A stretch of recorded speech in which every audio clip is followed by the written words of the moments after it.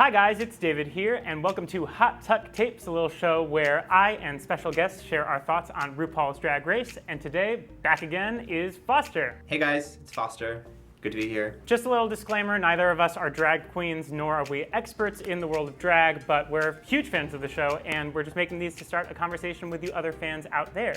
So, with that out of the way, we're going to get right into this episode. This is episode 3 of season 3 of All Stars, and this episode's titled The Tchler. Okay, the tchler. That's This challenge was exciting. I'm very excited to get into it too. Do you watch Unreal? No, I mean I know who Jeffrey Boyer-Chapman is because he's been a judge on the show and he's fine. So, also I don't think you need to know what that show is in order to understand this, like at all. This is true because the challenge has very little in common with the actual show. Right. That said, I do watch Unreal, and I'm eagerly awaiting the next season. I highly recommend as Guilty Pleasure TV, just putting that out there. Okay. It is a lifeline for Lifetime. We get into the workroom intro where the queens are reacting to last week's elimination and mirror message, which was controversial. Why? This was Thorgy drawing a giant penis on the mirror. It was controversial because it started all this drama between the queens. I found it very strange how prudish everyone suddenly was. Like, for BB, this is very in character because she's always so overreacting to everything in this, like, very grand dame way. But, Right, I liked her little interview moment where she's like, so she drew a picture.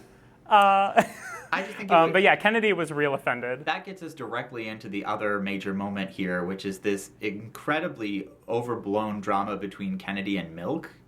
What did you think of this? Mm-hmm. What did you think of this? Well, it was definitely, I think, contrived by the end of the episode. I mean, spoiler alert, but anybody watching this should have already seen the episode. By the time the elimination was there was really no other option just because of the tension that had been building through the storytelling of this episode. Oh, interesting. Okay. I mean, in this moment, the real tension was between Shangela and Milk.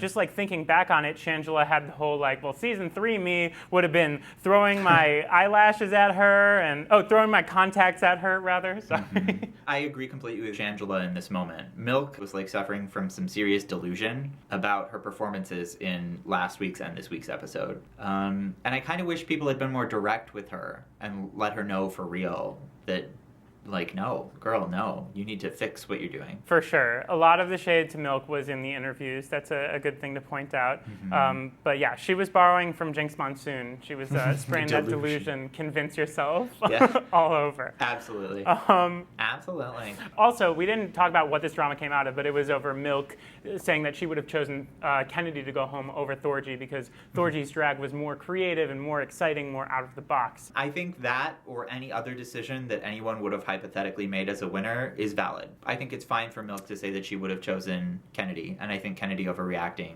about that is just stupid.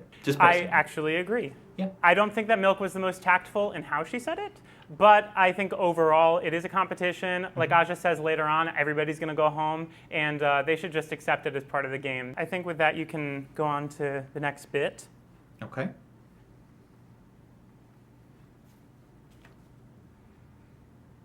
Here we go. Okay.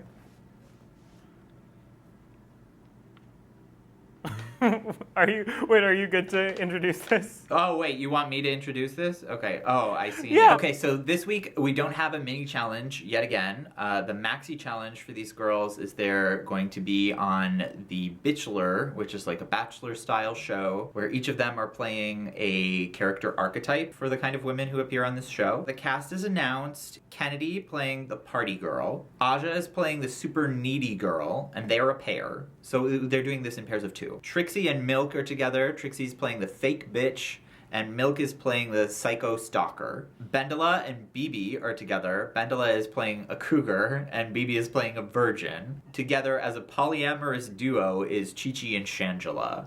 So what did you think of these roles? What did you think of these pairs? In terms of the roles, these were like so general as archetypes that I didn't really know how to evaluate what, cohesion would happen between the casting and the actual queens. But it did intrigue me that this challenge was an improv challenge, because I feel like they don't do those as much. They're more often either working with pre-written scripts or they're writing their own scripts. Right. But I actually liked this change of kind of just like throwing the queens up there. Had a like sort of a Snatch Game energy to it. Right. The pairings I feel like we learned more about as they started actually like working together. I think it's good that these roles were somewhat open-ended because it gave them room to do with it what they wanted to.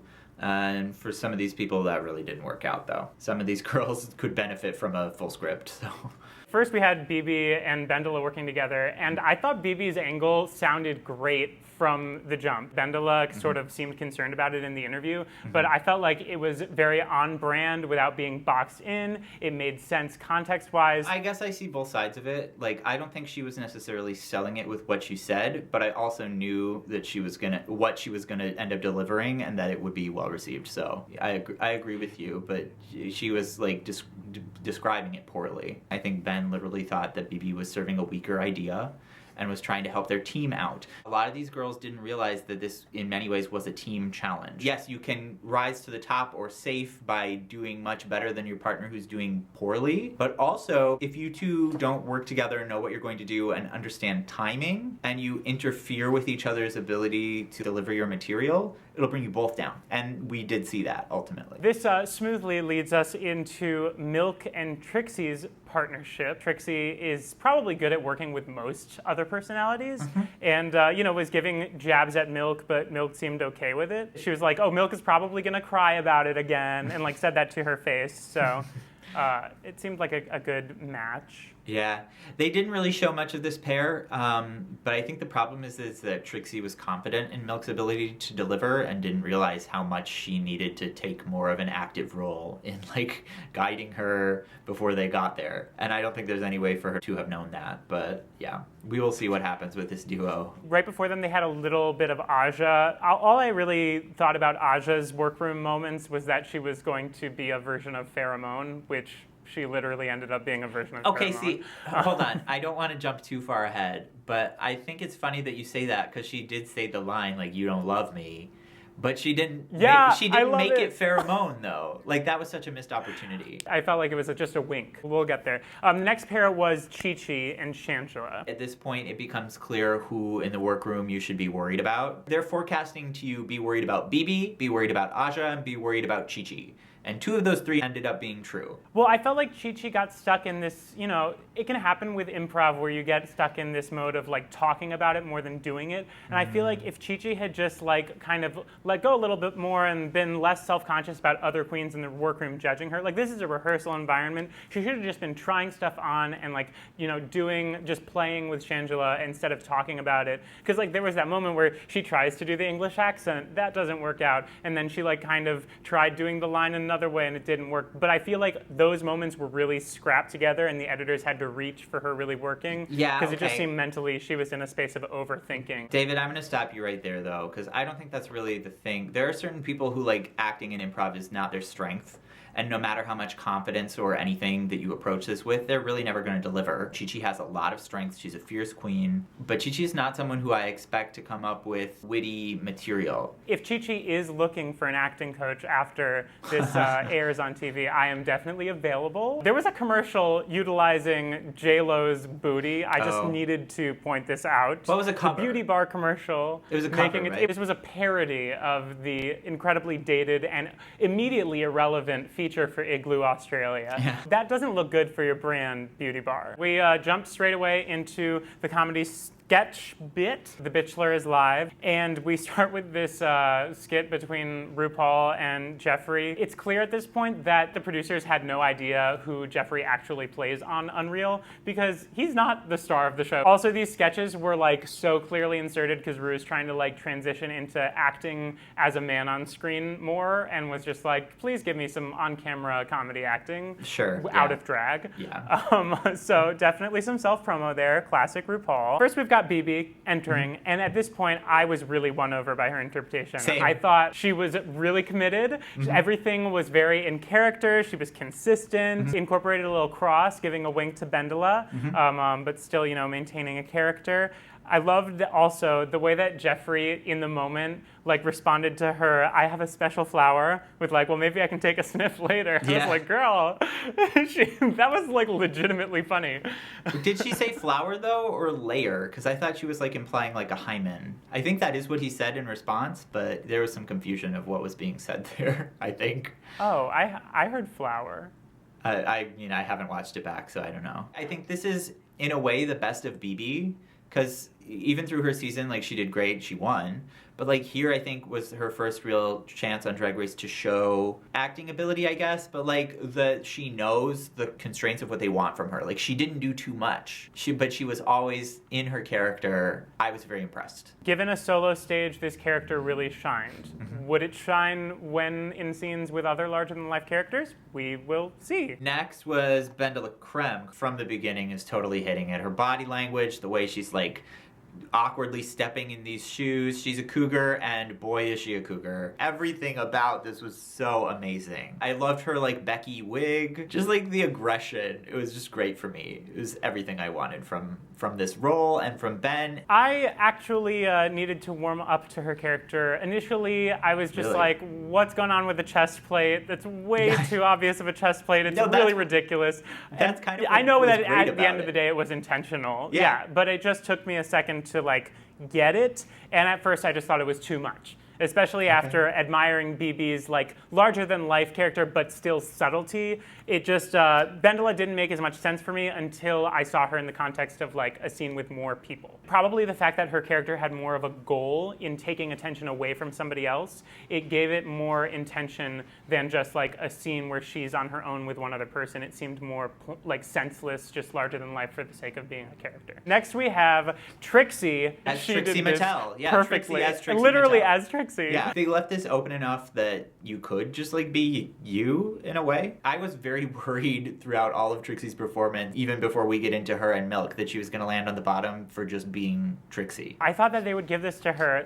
At this point, I was okay, this is the week. We're getting to see all of the comedy that's been developed on her web series with Katya. You're right. This is literally the Trixie that drove the fandom to the point that it's at right now. Her getting out of the car on the phone. It's the Oh Honey character. Yeah. In living color. Right. This was probably the first time in the episode where I was fully laughing out loud. Ben had already taken it there for me, but okay. I'm a hater, I guess. The only thing that Trixie did that I was a little bit oh girl. The little coffee one-liner seemed a little bit too prepared, too rehearsed, a little bit corny. Which one? In the interview, it's near the end, she's I like my men, I like my coffee, not... Something about emotionally unattached or whatever. Yeah. It was just one of those jokes on where okay, they needed to just close out of this section with a button, so Trixie just delivered a canned one-liner. David, that's kind of what I mean though, because those were the glimmers of Trixie's not playing this character, Trixie's just doing Trixie's comedy. And that's why I was worried for her. I think she should have just edited those parts out, and she would have, done better, but whatever. She still did very good, don't get me wrong. And the look was it. Yeah. That was about it. The look was Trixie. So next we have Milk. She's playing the stalker. That was her cast. That was the role she was cast in. Yeah. It's more Carrie moment, or with this more this was horror this movie. weird white garb. I didn't understand that. To me, the missed opportunity for the look of this character is for her to be basically a girl at DragCon, to wear awkward. Yeah, that would. Yeah, that's what she should have done. She should have come with a backpack and some glasses, and she should have had all of this Jeffrey's picture and all of his merch, and just pulled stuff out and this was your comb and this was the gum you spit out. That's what she should have done. It would have been way more clever, Right. and honestly way more on Milk's brand to be self-referential and be oh, I'm a Drag Race fan. Right. Damn, I wish she had thought of that. Yep, no, but she's, I don't know. I will say though that this first scene for Milk was her high point. because it just kept getting worse for Milk. You know how the lineup effect works when someone bad goes and then you do okay and it seems even worse? Well, like, this definitely happened for Aja, because I was, like, very low energy after Milk, and Aja just, like, doesn't understand what she's trying to do too many different things. She was trying to do too many things. She didn't have an idea of who her character was, and she didn't understand what, like, being a needy girl means. You know, the You Don't Love Me was underplayed. I felt like giving her the benefit of the doubt, it was like, oh, I want to play this as a wink to the fans, but I still want to incorporate it in my character. She just messed it up. She didn't give enough. Yeah, it may have just been that by the end of the scene, she was like nervous or tired or not focused and was just like, oh, well, I plan to say this thing, so I'm just going to say it as I'm leaving because I won't get another chance to say it, so I'm just going to, right. And it flopped. It didn't work for me. And I didn't understand her look either. If you're a contestant on this show, you wear like a tiny little hoochie dress, right? Like, why is she in this like floor-length, open, slit, blue thing with the fur fringe? Yeah, she was saying spoiled, so it seemed almost like duddy. Yeah, but that's what I mean. There was this element and that element and this thing and that, and she didn't know what she wanted. The whole thing was a mess. It was like Veruca Salt from Willy Wonka goes on The Bachelor. That's not a needy girl. That's a spoiled girl. Well, this is what she realized this episode. The more you know. Kennedy, on the other hand, as the party girl, hit it out of the park. I thought from the first moment, personally, I was won over. The teeth, the fact that she could not barely talk with the teeth, boobs, ass. I was all about her taking me to this absurdist theater land of improvisation. This was perfection. This was like transcendent. And I will just say they put this clip up online before the episode aired, and I think nothing else. And I must have watched it like 42 times. I mean, I know that we should expect Kennedy to be funny and deliver comedy because she's done it in the past, and it does surprise you because normally girls who are soft-spoken, kind of bitter, from a pageanty background and older don't deliver comedy in that way. But wow. Yeah. Wow, has Kennedy shown here that all her haters can take every seat. Like, this was a staggering performance. Just, like, truly amazing. As much as the show sort of favors spotlighting technical advantages or, like, you know, the fans can get a hold of skill sets that are very easily defined, Kennedy in one fell swoop shows that incorporating like a unique point of view and just like an experience and a personality that she knew that none of these other queens in the competition could have connected with on that kind of level can like just come to a challenge and dominate any level of technical finesse that's up against it. Next is Shangela and Chi-Chi as a pair. This was messy. Both didn't know what the other one was doing. Shangela, I think, was fully just committed to letting Chi-Chi like crash and burn. By the time they arrived at the scene, the deed had already kind of been done. I feel like the intentions were right on Shangela's end. Probably what went down was Chi-Chi was pretty helpless as they went on and on through trying to rehearse it. And so Shangela was like, okay, here's how it's gonna go, girl. We're gonna be these archetypes. We're gonna be like stereotypical lesbian couple or whatever. I'm gonna be the dominant one. You're gonna be the like helpless, ditzy one. You can just go off of me and you'll be able to fumble around and like I'll have my shit together, but we'll be funny because those are archetypes that everybody recognizes. Okay. But said it in a Shangela way. No, I disagree with that completely because that's not even the role that Shangela was consistently playing. It seems like they fully didn't plan anything together at all. Shangela had the glasses and whatever. She seemed like the older one, the one with money, because Chi-Chi decided to just keep calling her mother or something. But that didn't seem planned out. They kept going in and out of the storyline of they're only interested in him for the baby because they want to have a baby and they need sperm. I fully don't think Shangela planned anything with Chi-Chi, either because Chi-Chi didn't present herself as being insecure enough and didn't let Shangela know she needed guidance, or Shangela fully was going to let Chi-Chi crash and burn. Yeah, by the time they were actually up on the stage, she definitely didn't throw lifelines out. It was kind of like free game after she was that. letting her fail. To be honest, the only intention either one of them seemed to have here was Chi-Chi intended to use this moment to get all up in the personal space of Jeffrey. Literally lick on him and sniff on him, and that's literally all I think she was thinking about. For the record, I do not think that was her character. I think that was just Chi-Chi that was trying Chi-Chi. to get that was with not him. Her character. She was fully just thirsty. Like, yeah. And, like, wouldn't you? Like, you know what? He's fine. Can you blame a girl? So next we got into the second half of the improv challenge, which was the double date. Another Ru segment, more camera time for Man Ru. Get another gig like Broad City. That limited run was not enough to satiate the queen. First up is Bibi and Bendela. Okay. And this, from the get-go, deep-throating the banana. Bendola was chewing all of the scenery. Okay, literally. Here's the thing. I think we have differing opinions on this, because if I remember right, you said before that Bendola in the first part didn't really do it for you, but you warmed up to it here. And for me, I was sold, killing it. She was doing amazing for me in the beginning. And then these props got to be like a little too much for me. Like, it was still clear to me she was doing well. Top 3 well. But I just wish she had the restraint to take it down a little bit. By the time she pulled the hot dog out, I'm like, do you need to have every kind of phallic food prop you could imagine right now? Like, you already did you did the bit. Like, we get it. That's valid. I probably would have thought the same had it not been for the one-liners. I think what really won me over was when she was like, oh yeah, and you'll notice I already chewed this food already and I'm chewing it again. Like, those little self-commentary moments I thought were smart enough to like bring it out of that place. Oh of no, just being, absolutely. like, no much. question. Her dialogue that she was like coming up with on the spot was like killing it. Perfect. That alone was enough that I don't think she needed to keep going back for more physical comedy. Don't come by after 9:30. That's when my Xanax kicks in. Like, get it? The Xanax joke, that was perfect.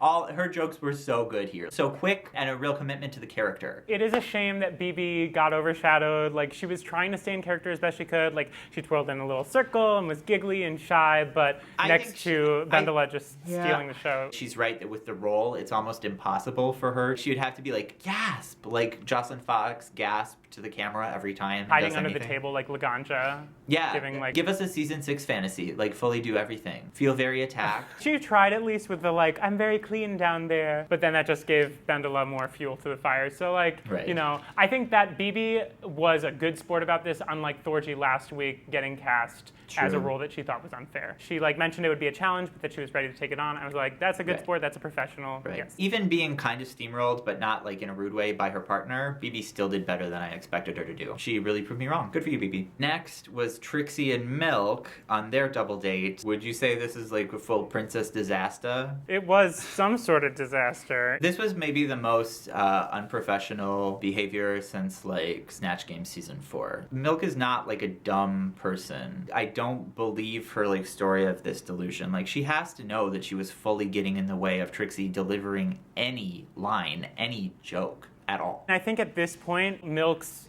pretty obvious insecurities that's covered up by all the cockiness probably got the best of her after last week. So?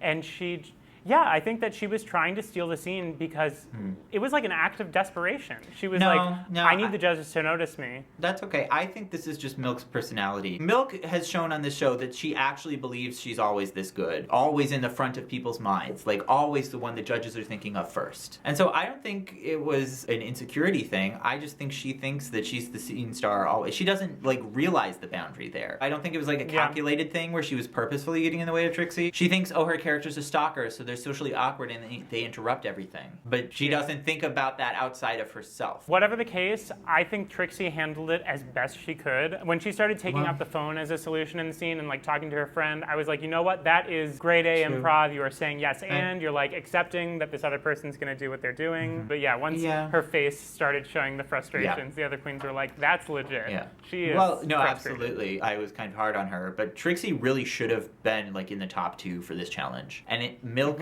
dragged her down. And I don't think it's really fair in a way for Trixie's personal judgment in this to suffer because of Milk. I was just extremely pissed at Milk throughout this whole process. Once we get to Runway, Trixie, I think she was robbed. But we're gonna move on. Next we had Aja and Kennedy. This was one of the most entertaining moments. Kennedy basically took everything that she was previewing in her solo and pumped it up like 1,000 notches to the point of ridiculousness near the end. I was at this point hysterically laughing out loud. I agree completely. And the interesting thing here is that Kennedy is the real inverse of Milk in that she was fully steamrolling over her partner, took over every inch of the scene, but like not in a bad way. She was just fully in her character, and Aja fully retreated. So there was no like forcefulness with it. I actually wrote down this pair is symbiotic from the very beginning. Kennedy pulls up a bottle, and Aja's character is like, "Yay, I get to be included." No, I don't think this is a symbiotic pair. I think it's a parasitic pair.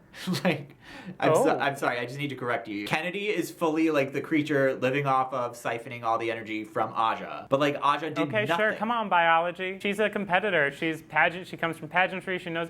But would you have had it any other way? I, as an audience member, would not have had it any No, other it was way. amazing. I was here for it. Took off her wig. He was like, what's your favorite part of my body? Amazing. And she's like, and then that she flips dick. the dress like, fully up, like, over her boobs. By the end, she was a man. She literally is like lying on the ground and was just like, I'm a man. I don't think enough people just like give her credit or say that. Like, Kennedy's smart, and she showed it here. She understands timing. Yep. She understands comedy. She knows when, like, how to most professionally take over when the partner is doing nothing. Watch me in 2 weeks be like, I hate Kennedy. She's such a bitch. She's so bitter. But I love Kennedy. Let me take the time now, give her all of her props. Very talented. Yeah, this was amazing. Such a talented queen. So next we have Shangela and Chi-Chi. Oh, God. It just got worse. It just got even worse. They were playing against each other. They were not, like, they were making each other's jokes worse. This literally was Nina and Tina.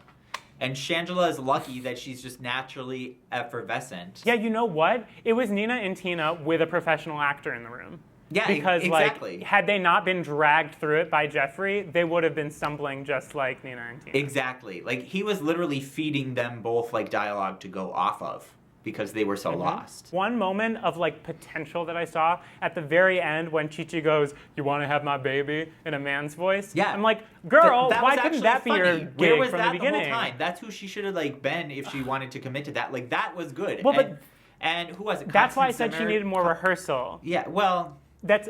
Because I feel like she was treating the actual performance as her rehearsal, and it took her that long to warm up to a choice. Well, she David, probably found that at the end and thought the same thing, like, I should have been doing that the whole time. David, you need to have a character to rehearse in order to have a rehearsal, and that's the problem. They didn't establish any characterization, and they actually Sometimes you just got to feel it out and find it, and just move your body, and the character will come to you. No, you can't do that in the moment. That's stupid. I'm sorry, no. Overall, in my review of it, I was kind of negative because I went through and picked apart each of these, but I thought this challenge was great. I thought overall this was like so entertaining and so funny. Definitely, for this episode, the production knocked it out of the park. It was an original idea. It felt really fresh. It felt memorable. I'm sure that seasons later I'll like remember this. Yep. So after the challenge, the girls are getting ready in the mirror for the final challenge, as they do. And at this point, it's been established that the team is choosing to split the mirror moments into two halves. The first half, queens reflect on themselves in previous seasons, and then the second half is used exclusively to build whatever the conflict drama in the cast is for the episode. We had like Chi-Chi and Trixie reflecting on their time on the show and just saying, you know, I felt unprepared, I still feel unprepared. For Trixie, it was like, I need my star moment. The random shout out to the shade tree given to us by Miss Chi-Chi DeVane. What the hell? Why are they still trying to make the shade tree happen? They introduced it in season 8 and then like never brought it out again. And now they're like later after it like totally crashed and burned failed, like trying to make the shade tree happen. It'll never happen, Gretchen. I don't think that they were trying to make it happen. I think honestly that it was almost like when they would cut back to season 1 and you would be like, whoa, I'm so thrown off by this Vaseline aesthetic. Okay, no. The fact that they like kept in like the shade tree branding was fully like a wink to Reddit, having made fun of the shade tree being so stupid. The tension was just, you know, to build the whole like Kennedy versus Milk thing. Yeah. I loved her and Aja being buddy-buddy. Whatever the relationship was on stage, I think as friends I really like them, and I think that they support each other in a really unique, cool way. We got into the main stage. Ru looks lovely this episode. I thought that the like tiered bottom of the dress especially, the material looked flowy and chic, and the huge hair looked great on Ru. The color, the makeup, everything looked very put together. Okay. I loved her from the neck up. I didn't love the dress. The runway challenge for this week is wigs on wigs on wigs, inspired by none other than Roxy Andrews. Which is kind of an appropriate theme. You know, it's a little predictable but cute. So I was ready for this. I didn't understand Trixie's little jab at Milk, being like, well, you know, Milk wishes they'd base a challenge on her and it would be called This Week I Cried Because I Was Safe. Didn't they base the beard challenge on Milk? Is that why she was coming? They credited it to Conchita Wurst, the Eurovision winner who had just been a thing. So that's Trixie coming for Milk for like claiming that challenge. Well, as something no, she I mean inspired in reality. It's fair for Milk to claim the challenge, but also like Willem could claim this challenge for introducing like beard to the runway. Okay, so let's just get to the runway. Okay, so runway. Bendela. Oh, no, give a proper intro for Runway. Okay, wigs on wigs, different takes on hair, and first up is Bendel. Let me just say, she should be very thankful for her, like, wig skirt reveal, because I didn't really love her, like, long pony or the thing before her normal Ben Michelle hair. I thought her look was boring, with the exception of the skirt. BB, I loved before the reveal. I thought it was, like, very elegant, and I thought the hair and the way that the hair was decorated with that clip was all very nice and regal and made sense. After the reveal, I felt like the skirt was a little bit too short. And I was very confused by how the wig, after she had revealed it, where did the top piece go? Did she like throw it underneath the stage? It just seemed to disappear on the wide shot. So I was more confused than anything by the wig reveal for this one. I'm very surprised at your reception to this. I fully expected you to call this out for appropriation because that's who you are. Yeah.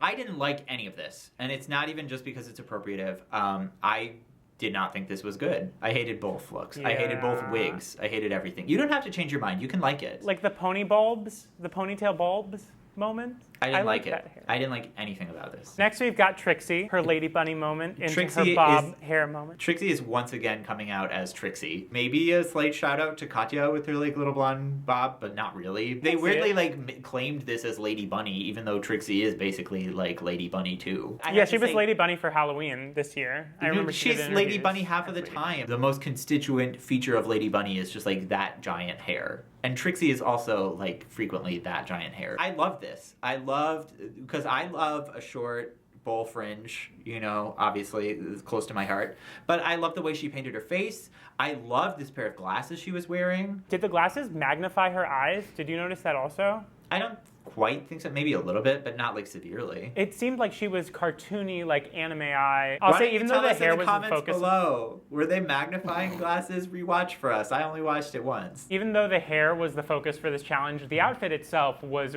very impressive. I thought it was like very fashion forward, put together, clean, cool. I don't think it's fashion forward at all. I think it's fully 60s nostalgic, but I thought it was great. Well, speaking of 60s inspired looks, next we had Milk, and you know, I didn't hate it. I think, you know, the first wig was just kind of big and just like there to conceal the second wig. I wrote down, and this is before hearing the judges' critique, that the second little pony moment had a toilet paper roll stuck to her head in order to have the pony come out of it. It just reminded me of that little, after you run out of toilet paper, the little cardboard roll just sitting on top of her head. Okay. I don't think this look is 60s at all. I don't think the shape, nothing about this feels very 60s to me. I didn't really like the first wig, and I hated this like spool of thread thing on her head that you could fully, and Michelle clocked it, fully see the black cup understructure of it. The second time that's happened for her. Yeah, I didn't like the dress with these weird like applique things on, like these, they're not really sequins or maybe paillettes, I guess, generously we'll call it that, which then she put 2 of them on her lips, and that was her eye makeup and stuff too. I just didn't like it. I didn't like any of it. So I get what she was doing with it. It just wasn't to my taste. But the hair really bothered me for a challenge that's really about the hair. She had been doing so badly into this episode that it's like a fail that makes you root for her to go home. I was more forgiving about the makeup, especially in the backstage scenes where you get some close-ups of it. Maybe just because it was like more interesting than the makeup she's done. I don't think the makeup looks bad. I just didn't like these actual like things on the dress. So for me, I didn't love it. Aja was next. I loved Aja's look for this week. Same. I thought it was like, you know, fantasy, the whole latex moment with pigtails, 3 wigs, shaved sides at the end. Yeah. All, like, you know, out of this world colors. I thought it was so unique and original and fresh and something we haven't seen and very Aja. This look feels very like B-Kala to me. I would not be surprised if B-Kala made this for her. I'm glad you called it out. I'm going to give props to every girl who wore 3 wigs or like 3 hair looks. This is really cute. This is kind of the best of Aja. This is what she does well, and she was in her element. Like her performance the first week with her lip sync for the variety show, this was Aja showing what probably Aja fans out of the show know that this is fully Aja, but something that she like hadn't shown as much in the context of RuPaul's Drag Race. Kennedy's look for the runway I thought was kind of meh. Like, I mean, the gown was a little too transparent for me. It was, you know, one of those dresses she probably has worn it for a couple pageants, like just had it. You know, she did have 3 wigs. Like, I'll give props for having 3. Exactly. You took the words exactly out of my mouth. This was very safe, very pageant, very Kennedy. It didn't thrill me in any way, but she had 3 wigs, so props to you. And also, it was very clear to me that she was going to win, like, be top 2. So, like, if you know that, too, and you're that confident in it, I don't think you need to feel the pressure to really deliver on the dress, you know? I don't know why, but for some reason it reminded me of Kimchi's, like, petal dress. You remember the white dress with the pink flowers on it? Yeah, it didn't remind me of that at all. It was just like the pattern on it for some reason seemed similar. Okay, so Chi-Chi, I just felt really proud of her. Taking out the context of this challenge, taking out that this is like a runway for one of the weeks or whatever, this as a look for Chi-Chi, I feel is a moment for like her development as a queen. I think that this is a great direction for her. I love the single eyelash, her makeup looked gorgeous, the dress, although it was simple, looked elegant, and most of all, above the look, the way that she carried herself on the runway and took up presence, the giant afro, just stepping out and walking so like slowly and purposefully for once, where we always see her stomping it out. I just felt like, wow. In this moment, I felt like she really arrived. So it was really heartbreaking to hear afterwards that she didn't feel the same way. Okay, just to clock you, last week she did fully walk out in literally the same way, off to one side, slowly owning herself in just a worse look, so I don't know if that's her new thing. Oh. My only issue is I really did not like the hip cutouts on this dress. The fabric wasn't the best for me either, but her face and this nose ring were great. This is Zelia Banks' fantasy with the long weave. Amazing. Her face looked stunning. It was great. I noted humble beauty. My Right. response. This is great. This is maybe the most polished Chi-Chi has ever looked. Lastly, we have Shangela as corn. This is so corny. Wow. Oh my god. I love it. Okay, you can love it, girl, but I didn't love this, and let me tell you why. The first headpiece was not really a wig, and it revealed into like some not really hair with popcorn in it. So for me, it was a reveal into one wig, which was not the challenge. So I kind of feel that this is a little bit like Alaska doing a little pound cake, where the look before it didn't really meet the criteria. The idea of it being corn, like, okay, work. What would have maybe satisfied it for me if she had like revealed into like a long blonde, like corn color hair wig under her popcorn fantasy. I don't know. Something about it just like didn't hit for me. I think that's a very fair critique and a good allusion to Alaska's faux reveal last season. You know what? She's coming out of a box again, like with the whole stalk. It's just very Shangela to the point that it's almost a little annoying. I get what you're saying about the wig underneath. That for me, like it gave me a little bit of a Mother Nature, like Firebird from Fantasia 2000, Moana Island, like that kind of a moment. At least it was polished. What I wrote was like, this is how you do a wacky Thorgy kind of look, but still look put together. I would not give Thorgy the credit of this look. Sorry, I wouldn't. The top 2 are Kennedy and Bendela, and the bottom 3 are Aja, Milk, and Chi-Chi. This to me showed that they are consistently prioritizing performance aspect of these challenges over the runway, just in a very general sense. Yeah, I would agree. Unless they're going to give them like a sewing challenge, I think that might be consistently what they do. And it's maybe fair for these queens too, because like they all have the money to turn a look now. And so it should really only be a detractor when the look isn't there. So it's like it can only really work against you, but the runway can't necessarily help. Exactly. Or it can like save you from being on the bubble, but it's never going to like propel you into the top when you didn't belong there. Given the fact that the show was criticized so heavily, like especially from season 7 onward for focusing too much on look queens, that might be a good adaptation. Yep, I'm here for this. I fully agree. Although that said, I do want more actual sewing challenges. I think it's fine for it to be look oriented, and that's what most of the judging is. If you actually make them sew something or put it together out of shit they didn't have, and actually make them do it. Because on season 9, the Princess Challenge was literally supposed to be like a found materials challenge, like sew this here, and Valentina literally wore something she already had. So like actually enforce the rules. Let me just say, I think it's so sad that Trixie was for sure robbed this week. I mean, it's been several weeks now that it's been up for debate, but Trixie absolutely should have been in the top 2. I would have loved to see that. Ben has now won all 3 challenges each week. That is pretty impressive. This is true. Bendela continually delivers consistently. As Michelle said in the judging, like, I'm kind of waiting for her to slip up just because, I don't know, at a certain point it reaches white noise for me. At this point, you can fully feel the low results are going to come. And when they happen, it's probably going to be really harsh. Yeah, and I think that the reason that I suspect that they're not giving Trixie wins early on is because I think they're setting up for like a surprise Trixie actually does win later on in the season. It could be. There's been one too many moments where she should have been in the top by now, being a popular queen, and so they're probably setting up for her to seem like a dark horse near the end. This lip sync was shockingly like one of the most bland, boring lip syncs I think I've ever seen on Why is this, the show. hold on, why is this shocking to you? As we know, as Bob the Drag Queen verbalized for all of us who know, I fucking hate Lorde. Lorde sucks. She was a terrible choice for a song. They clearly only picked it because when they were filming it was current. The single had just come out. I know you like her, but the only other person whose songs are as boring to lip sync to, and they did literally two, is Demi Lovato. I don't know why you're surprised. Like, Pizza Lovato is real dumb, and her music is boring. Potato Lovato. Potato Lovato. Poot Lovato. I wrote Lord-RIP Lucian, so there's that. Yeah, gone but not forgotten. Kennedy had another reveal. It was underwhelming. Vendela was like hair all in her face, couldn't get it out of her face. Yeah. And Kennedy was just like not giving any sort of even arm gymnastics. Like there was just no energy. Yeah. So yes, Lorde cursed them both. So Kennedy wins the lip sync. She reveals that she chose to send Milk home, and Milk and Trixie are both shocked. The real reason I'm clocking this is because if you'll notice, the episode after Milk goes home, Mark Jacobs is a guest judge. Milk said something backstage when they're talking to the girls about how the judges don't want me to go. Part of it is delusion, but also let us just reveal, this is where the mechanism of the show is like unveiled. It seems very clear to me that the producers actually wanted Milk to stay in the competition at this point. As they were backstage, Kennedy did not talk to anyone, which made it clear to me that she had decided to send Milk home. But everything she was saying, well, I'll take into account the whole competition.